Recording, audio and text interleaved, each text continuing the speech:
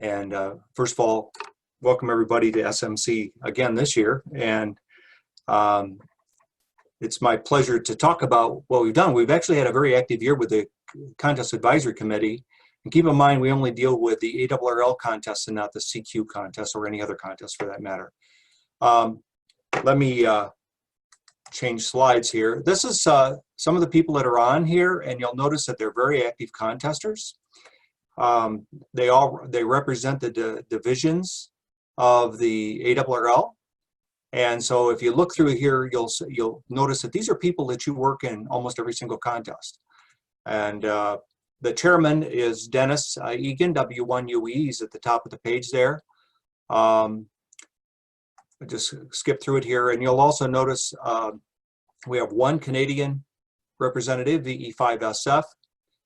Dick Norton is our board liaison. There's a staff person, and by that, those are the people that are actually at ARRL HQ that administer contests. And of course, Sharon Taratula is a person that actually takes care of the correspondence, and she does the awards activities at ARRL headquarters. So it's a very interesting committee. Our purpose is to investigate matters, and we're actually to only deal with things that are referred to us, although this past year we actually came up with some things that we thought that should be considered, which was, I don't know if it's ever been done before, but we actually brought up quite a few things. First of all of us are appointees. I thank Kermit, W9XA, for appointing me to this position. And Kermit and I stay in contact. He'll send me things actually that he'll hear directly. And so what's interesting is sometimes they never appear in the CAC. But anyhow, and this in the past year and last year, I know I spoke briefly about some of the things, but let me talk about this, the digital contest. We were really, to be honest with you, surprised that they allowed FT8 in the ARRL Ready Roundup. And I think it's taken place now twice, but we actually had come up with a brand new digital contest just for the league. And it had some very interesting rules, and we provided them to the PS&C committee. Going forward, we think there won't be any FT8 in the Ready Roundup going forward, but we'll see what the announcement is. What we do is we make recommendations. Our leader, W1UE, then passes it along, and then it's contemplated and thought about by the PS&C committee, and then that's what happens. Sometimes there's actually rules that end up being changed by headquarters staff, and usually they consult with us, but generally they're usually minor things. So here we discussed we have a new reflector for contesting, for ARRL contests, and you're all welcome to join it. There's a contest reflector that's brand new in the last year. We talked about club competitions extensively, and whether, if the circle is appropriate, no circle, larger circle, we talked about that. There was a sweepstakes survey sent to random members. We were not advised of that, and it surprised us. Actually, there was opinions in the survey, and we thought that wasn't a really good way to do a survey. And then also a new SS section PEI was added. So one of the things, I got to watch the time because I got a lot of material here. 10:19. Okay. So one of the things that was sent to us last year was the low power designation for HF contests, and most radios are 100 watts. And we actually thought that was a great idea. We actually encourage ARRL to change the low power designation to 100 watts. The other thing that had come up and been discussed many times before was to allow multi-op stations to operate the entire contest period in all HF contests. And for instance, if you went into Ready Roundup and it was a 30-hour contest, you were only allowed, or whatever it is, you were only allowed to operate 24. Well, if you had friends over to operate the contest, what do you do the other 6 hours? So we just said, allow multi-op stations to operate the whole period, even though before it was constrained. So we had absolute consensus that that should be done. We also discussed ad nauseum about single op, but there was no consensus. And I won't dwell on all of the things that we discussed, but that'll probably be brought up almost annually. We recommended that there be no paper logs going forward. We also thought that it would be good to recommend that live scoring be promoted for top tier stations.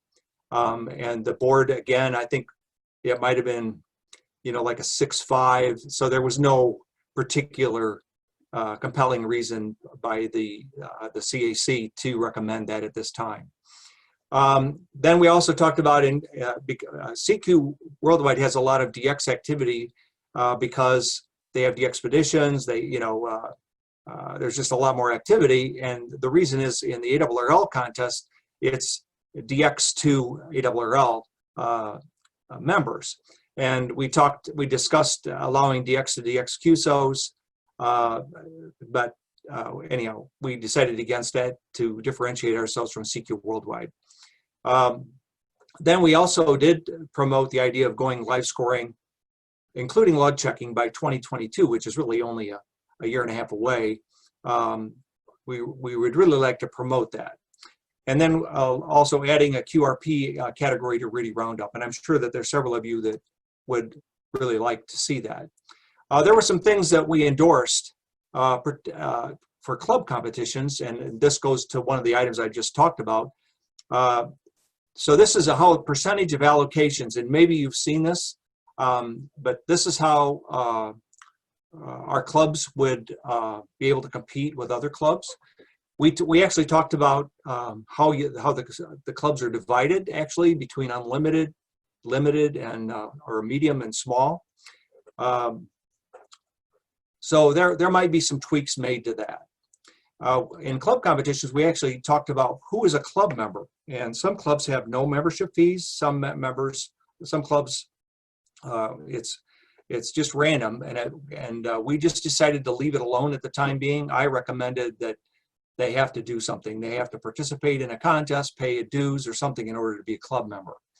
But that was just my opinion. And I discussed the geographic limitation. I thought there's a great deal of opposition to changing anything with regard to this by the East Coast clubs. They like the idea of the smaller circles, and but they have such tight concentrations of population. You can see why they would do that. Anybody like SMC West was all about, hey, if you can attract a member to a club, he's a member of your club. So there's it's kind of a grappling there yet between should anything be changed. And I also talked about unlimited, medium, and small clubs. And then we talked about adding teams to every club competition. So right now there are no teams. You could have club teams, 5-member teams like we do for NAQP.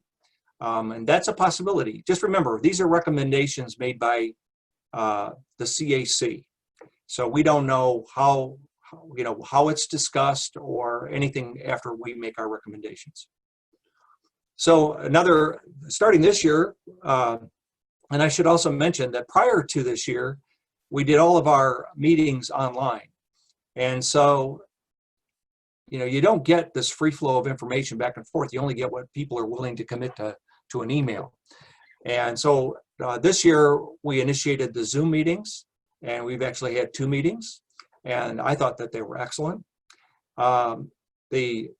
One of the things that came up was the multi-one, in particular, multi-one band changes per hour. And we talked about eliminating it. We talked about everything. And finally, we settled on, we would just match the CQ Worldwide of 8 per hour, so no one has to remember that ARRL is 6 and CQ Worldwide is 8. We actually talked about increasing it to 10, because as you very well know, if you make a quick change, it's two band changes. You know, you go to work a multiplier and then you come back. So anyhow, we went to match that with CAC Worldwide. But I want you to know we spent a lot of time discussing that.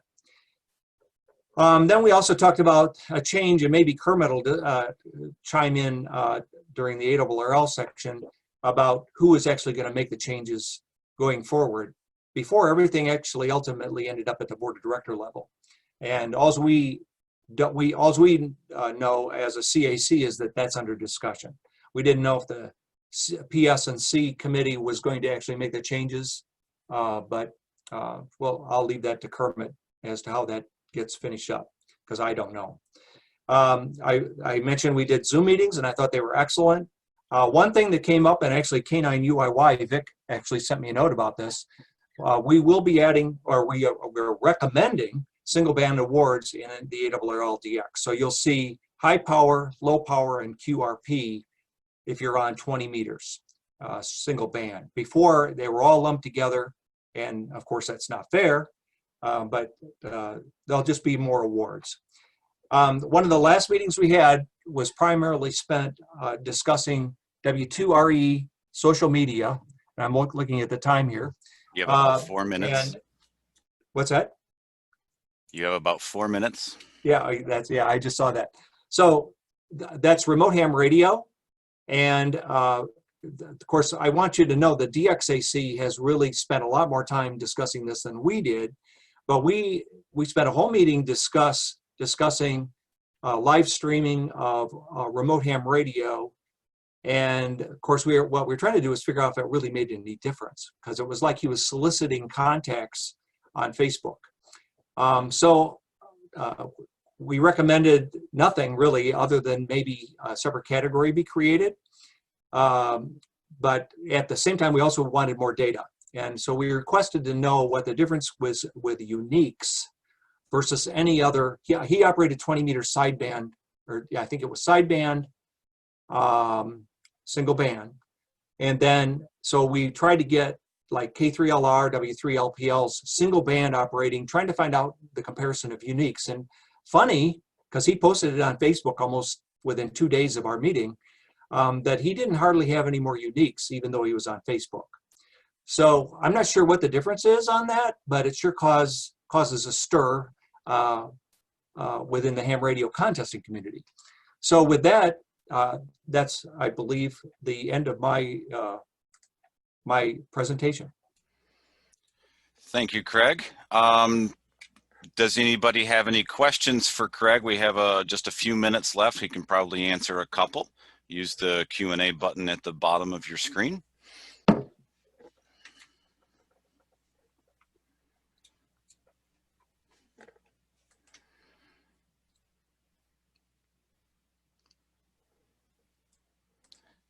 So far, no questions are coming in for you, Craig. You might get off light.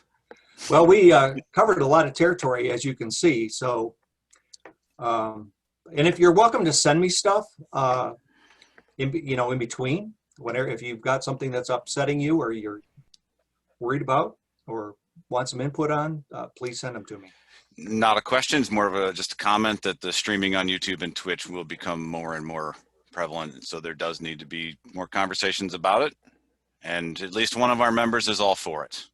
So. Yeah, we think it appeals to the younger contester. And so we also talked about if somebody's paying attention to that, or how competitive are they, does this really affect their score? So, in our RHR's case, they actually won, but it wasn't because of the unique contacts. And then another comment about the good change from 150 watts down to 100 watts for the low power. So. Okay, good. And by the way, I did consult, there were some VHF rewriting for the VHF contests, and I did consult K2DRH and several of our VHF members about the rule changes in the writing, and they actually read the rules. I have not seen them appear yet, but we did rewrite the VHF rules. All right, one more question. You did touch on this. Any thoughts on limiting FT8, FT4 to their own contests in order to preserve RTTY? The answer is yes. We actually came up with a distance-based contest similar to the Stu Perry using FT8 and FT4. But again, and we have a complete set of rules, but they're sent to the PS&C, and of course they can do whatever they want with them. But we did come up with just a contest just for an ARRL based digital contest using FT8 and FT4. All right, Craig, thank you very much for giving us an update from the CAC. Okay, glad to help.